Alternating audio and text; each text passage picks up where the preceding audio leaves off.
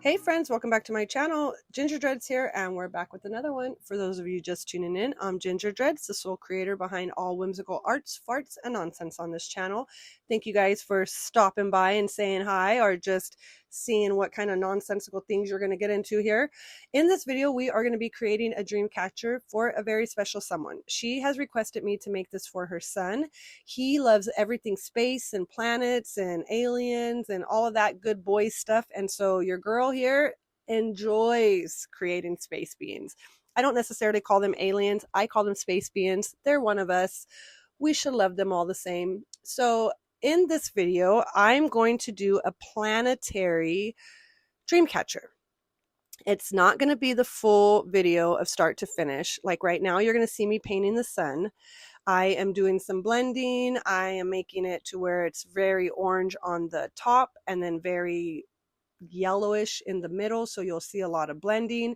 After I get done doing all the blending, I'm going to add one of those like dragon glaze chroma color. I'll take a picture and send it, and I'll do a pop-up of it, of the chrome color shit that I'm talking about. You'll see it off to the side of my left hand coming up. I don't even know what the hell it's called. I'm just literally sitting here fumbling for freaking words right now. But anyways, I use that over it. It gives it a pearlescent color, and it's like a goldish pearlescent. After I do the pearlescent color, I'm going to take these nail powders. See, that's that yellow bottle right there. I'll do a, like I said, I'll put a pop-up for you guys. But then I use these little nail powders. Now, generally, when I use the nail powders, I will have to use a shellac, cure it in the UV, and then do the powders. But because I use that glaze, these powders kind of set properly on the glaze. And then I'm going to take the nail shellac and then just do the final coat, which is what I'm doing right now. This is going to be the sealer. So this is basically like UV resin for my beads. And again, I have UV resin that I can use for these beads, but this isn't going outside. This isn't going to be washed or anything. So I don't feel bad using the nail powder or the nail sealer UV stuff. Right now you'll see I'm messing with the rings of Saturn. This is my second attempt right now that you're looking at. My husband made that ring around the ring of Saturn because if you see right there what I just said no to, I had cut a ring the size of my planet, and then I had made clay rings to go around it. Well, those clay rings look like utter shit. They didn't stick to the copper that went through the planet. It was frustrating, my friends. And so if I can, let me explain really quick. So I have a regular bead that has holes in it, right? Well, I had to have the husband take a drill bit and make a tiny little hole for a piece of copper so that I can make it into the rings of Saturn, but yet allow this piece to hang on the dream catcher. I didn't record that. I'm sorry. He does that stuff, and then I don't really know if he wants me to sit there and be recording him, so I didn't. But if you guys want to know how he did that, I will do a little hand recording of him drilling a bead for you guys. If not, it's very simple. You take a little tiny drill bit. Great set of husband hands, because your girl ain't going to do that shit. I'll drill a hole through my freaking thumb. But and then you just drill a hole opposite of the way you're going to hang it, I guess. Yeah, I'm all over the place with that one. I don't really know what he did. If you guys want me to ask, like I said, I can. I just know he worked his magic and gave me what I needed. So I was trying to make clay just kind of float in thin air, like if it's just gonna do that. And yeah, no, it don't. If you watch any people that play with clay, they usually have an armature, and I think that's the word that you use, where they take wire or foil, and they utilize that as the bulk for their clay to go around it.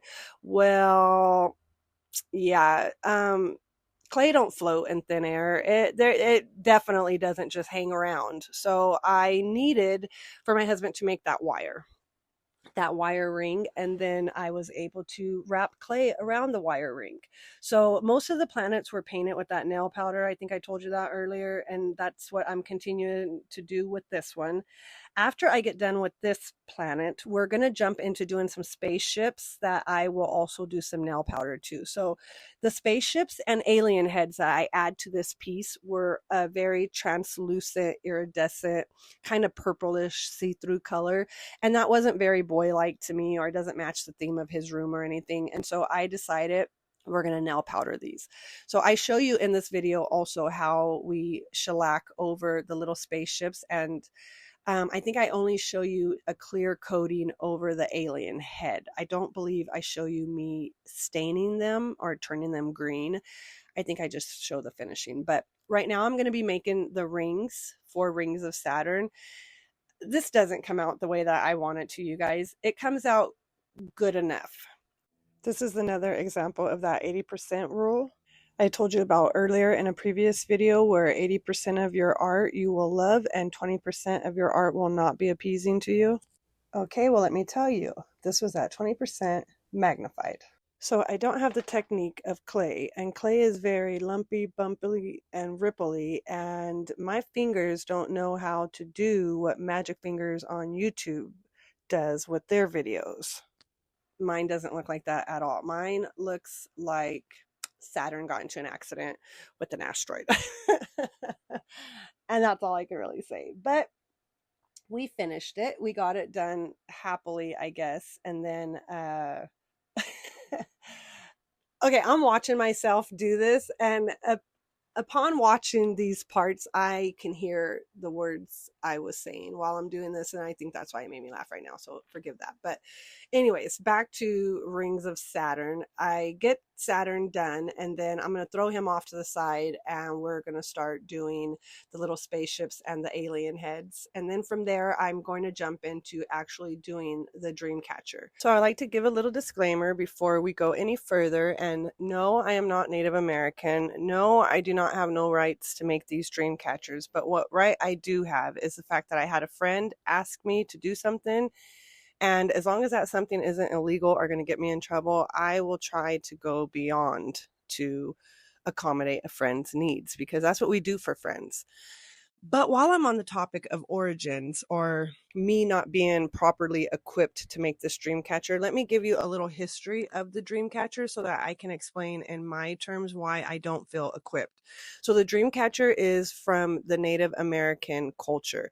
It has obviously been adopted by many other cultures as time has progressed, but I do feel that some of the Native Americans also feel like it has been, I guess, stolen from their culture and mass produce in other means. The way that we capitalize on everything, if I can just be honest, my friends, I believe that's what their feelings are of it. I haven't been told that particularly, but when I did look into dream catchers and everything about them upon making this for my friend, that was some of the reads that came to my eyesight, which was how they feel it has been appropriated and offensively exploited by non-Native Americans. Those were the exact words that we're using. On this particular story that I read about it, the Dreamcatcher is one of the most fascinating, I mean, I don't know, they're absolutely one of the most beautiful things created, in my opinion, you guys. Remember that. I want to say they originated from the Chippewa tribe, but please don't quote me on that, and no offense taken if I said that wrong. But they were tracked back to a specific tribe, and then as that tribe intermingled and like married into other tribes and stuff, that's how the Dreamcatcher was spread across other native villages. And what these dream catchers represent are, they're like a spider web. So the center of it is basically representing a spider web, and it is believed that they catch the negative dreams in the web, and then when the sun comes out, it destroys them. They use willow hoops, and I want to say it was hung with leather, like they strung it with leather, but don't quote me on that. Again, I'm just trying to give you the origins of it, because I'm never going to make these again. I only am doing this because a really special person asked me if I made them. And the answer was no, you guys. That's my truth. But was I going to tell her no? Hell to the no, I wasn't. I was going to go out of my freaking way and learn this technique. I only have to learn it once, and it's only for her. So it's like, what? I don't know. I just hope in all hopes I don't offend anybody in this video by making this for my beautiful friend, because that's not the intention. Like I said, I'm not going to be selling these. I will not make another one for anybody else. This was something, it was a special request, and I will always honor a special request for a special someone. So, yeah, so back to my Dreamcatcher story. It says each part of the Dreamcatcher had meanings tied to the physical world. One notable meaning is the Dreamcatcher has a round shape and represents the Earth's spherical character. The web absorbs bad dreams at night and discharges them during the day. The feathers, on the other hand, act like ladders, allowing good dreams to descend on the infant or adult who is sleeping. Don't we all need one of those above our beds, you guys? Don't we? But go to a Native American and get them. That's all I'm going to say. All right, you guys, back to my video now. I had to do that disclaimer. I just want to make sure I never offend anybody in any of the art that I do. Never, ever does my heart make or create something in the world of offending someone. So again, that's why I don't talk politics or religion on my channel, because those are two of the topics that totally cause people to fight with each other. Even good friends and family will cause fights over those two topics. And so to me, assaulting another or insulting another culture it's the same as religion and politics to me. If we go into this world with a blind eye, we're going to be very negative towards other people, and that's something I just don't want to be. I don't want to be negative. I don't want to be judgmental. I don't watch the news to learn any of that shit. Okay, so now that I got that little venting and ranting out of my system, back to my video. So where we're at now in the video is me adding the spider webs to the hoop. Now, what I learned in the two videos that I watched one video that shows how you attach beads to the spider web, and then I watched another video that just shows you how to tie the spider web.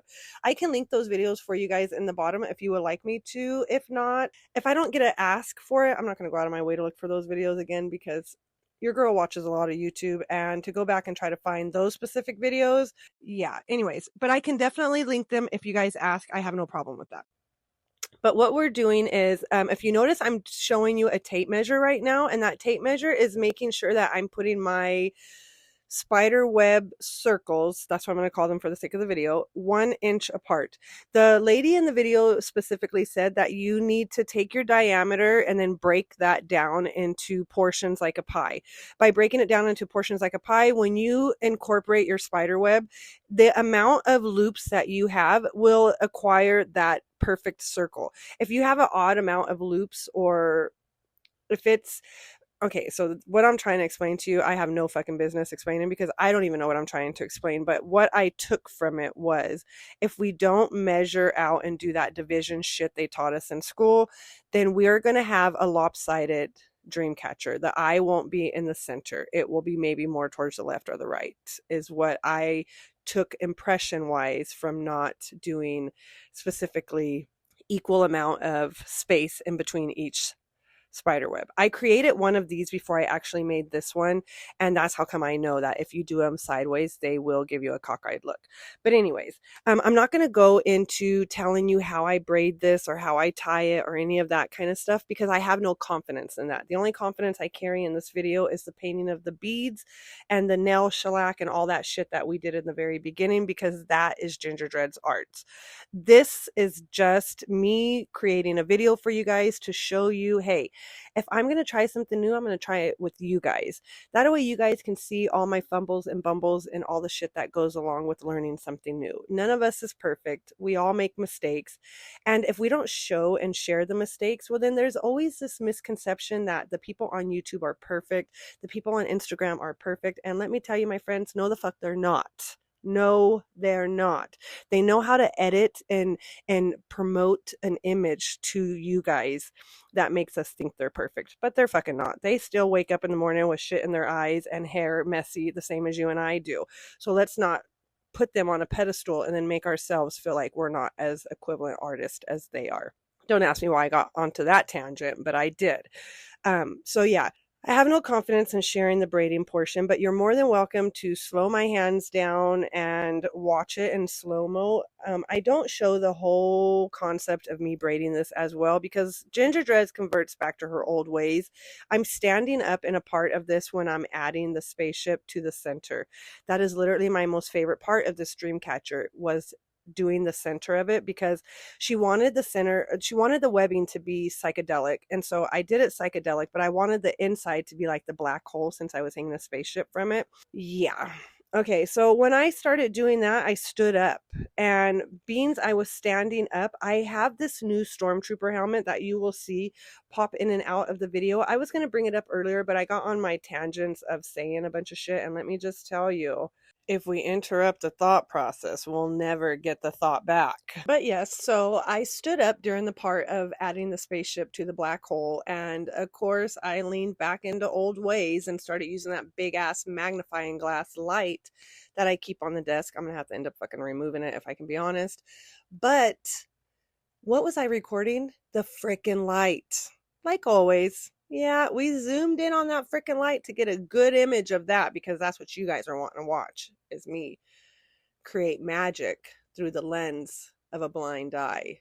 Anyways, I'm at the sun right now on this. I am literally just rambling because, again, this is a video that's completely out of my comfort zone. I added the sun. I really wish I would have added more beads for you guys on here, because I was so proud of how my brain configured where in the solar system I was supposed to put these. So remember, I'm making a circular web, and I have to remember that one of the planets set way down south, and some of the planets are, you know, off towards the west and up in the middle and so forth and whatnot. And thankfully, I can only thank the universe for a lot in my brain to be able to configure that, because I was extremely worried about that, and I didn't want to have to cut and redo these after doing so much work within this. Now, I will tell you that doing the braiding part of it is a little bit of a struggle. I don't want to make it seem like it's all glam and glory. That thread that I'm pulling through got tangled on me a freaking lot. I really commend the indigenous people that was able to create these on a regular basis back in the day. I don't know what they used for needles, you guys, because I had to add a needle to mine. Trying to push that thread through those little tiny loops with these fat ass fingers is just not a very good combination. It just doesn't match. It does not work right. But anyways, I'm gonna oh, look at here, we convert back to our old ways. I know now that I'm at the end of the video, so I'm gonna be saying my sign-offs and all my goodbyes. Stay to the end to see the final glory. This thing is already hanging in her house, so I do show that. The video of the final glory is absolute crap because it's long, and I know YouTube is supposed to be horizontal, but I did what I was able to do. So with that, my friends, I thank you guys for tuning in. I thank you guys for following along. Thank you guys for all the likes, shares, and comments. Remember to be kind to yourselves. Remember to be kind to each other. Well wishes to you and your loved ones, as we all need them in this shitty time in our world. Keep your paintbrushes to the canvas. That's the only way that we're going to get better, my friend. No hardness on yourselves when we fuck up, because we all do it. We are human. And with that, until next time.